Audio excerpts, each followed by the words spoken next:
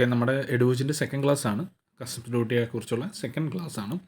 First ക്ലാസ്സിൽ നമ്മൾ customs duty എന്താണ്, അതിനകത്ത് ഇമ്പോർട്ട് എന്താണ്, എക്സ്പോർട്ട് എന്താണെന്ന് പഠിച്ചു. കസ്റ്റംസിൻ്റെ ഇമ്പോർട്ടിനകത്ത് വരുന്ന എന്താണ് ഫീച്ചേഴ്സ്, കുറച്ച് ഫീച്ചേഴ്സ് പഠിച്ചായിരുന്നു.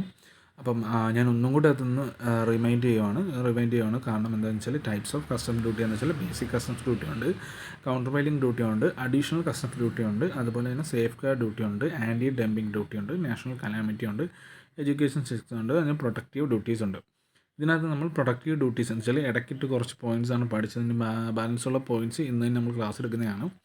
അപ്പം ഞാൻ കൂടുതൽ കുറച്ച് ഡീപ്പായിട്ട് പഠിക്കണമെന്ന് ഞാൻ ഒരിക്കലും പറയത്തില്ല. കാരണം ബേസിക്ക് നമ്മൾ മനസ്സിലാക്കി വെക്കുക, എന്താണ് ഡ്യൂട്ടീസ്, ഏതൊക്കെയാണ് ഡ്യൂട്ടീസ്, ഏതിനൊക്കെയാണ് ഡ്യൂട്ടീസ് നമ്മൾ അടയ്ക്കേണ്ടത്, ഏത് തരം ഡ്യൂട്ടീസാണ് എന്ന് വെച്ചാൽ പലതരം ഡ്യൂട്ടീസാണ് വരുന്നത്. ഇപ്പോൾ ബേസിക് ആയാലും കൗണ്ടർ വെയിലിംഗ് ആയാലും സേഫ് ഗാർഡ് ആയാലും ഇതെല്ലാം പല ഡ്യൂട്ടീസാണ് വരുന്നത്. പല സ്കീമിൽ പല എക്സെപ്ഷൻസ് അങ്ങനെയുള്ള പല കാര്യങ്ങളിലായിരിക്കും ഡ്യൂട്ടീസ് വരുന്നത്. അപ്പം മെയിനായിട്ട് നമ്മൾ ആ ഡ്യൂട്ടീസ് എന്തൊക്കെയാണെന്ന് പഠിക്കുക. പിന്നുള്ളതെന്ന് വെച്ചാൽ ഈ ഇത്രയും പോയിൻറ്റ്സ് എന്ന് വെച്ചാൽ ഇത് വലുതായിട്ട് അറിയത്തില്ലേ പോലും നമ്മൾ ഈ പറയുന്ന ഇത്രയും points types of customs duty ഇമ്പോർട്ടിനകത്ത് ചോദിക്കുകയാണെങ്കിൽ ഇത്രയും പോയിൻറ്റ്സ് മെയിനായിട്ട് പഠിച്ചിരിക്കുക. അപ്പോൾ നമുക്കിനി അടുത്തൊരു ടോപ്പിക്കിലോട്ട് പോകാം. അപ്പോൾ അടുത്ത നമ്മുടെ ഒരു പോയിൻ്റാണ് എന്താണ് ആൻറ്റി ഡംപിങ് ഡ്യൂട്ടി. ഇപ്പോൾ ആൻറ്റി ഡംപിങ് ഡ്യൂട്ടി എന്ന് പറയുന്നത്, anti dumping duty may be imposed the goods being imported is at the below fair market price and is limited to the difference between the export and normal price. ഇതിനെ പറയുന്ന പേരാണ് anti dumping duty അല്ലെങ്കിൽ dumping margin എന്ന് പറയുന്നു. Dumping മാർജിനോ anti dumping duty എന്ന് പറഞ്ഞാലോ ഈ പാരഗ്രാഫ് എഴുതുക.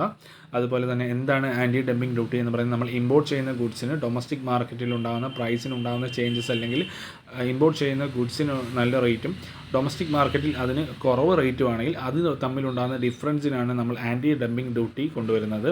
അതിനകത്ത് difference between the export and the normal price of the goods, export ചെയ്യുമ്പോഴും നോർമൽ പ്രൈസിൻ്റെയും ഗുഡ്സിൻ്റെ പ്രൈസ് വെച്ചാണ് നമ്മൾ ആൻറ്റി ഡംപിങ് ഡ്യൂട്ടിയുടെ പ്രൈസ് കാൽക്കുലേറ്റ് അല്ലെങ്കിൽ ഡ്യൂട്ടി കാൽക്കുലേറ്റ് ചെയ്യുന്നത്. നമ്മുടെ അടുത്ത പോയിൻ്റാണ് എന്താണ് എഡ്യൂക്കേഷൻ സെസ്.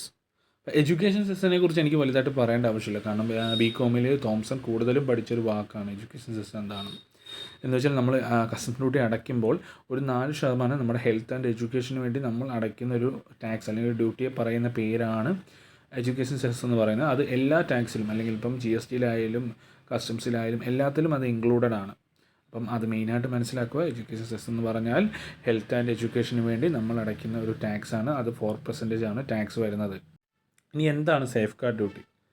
ഇപ്പോൾ സേഫ് ഗാർഡ് ഡ്യൂട്ടി എന്ന് പറഞ്ഞാൽ safeguard duty is levied in the government feels that the sudden increase in export can potentially damage the domestic industry.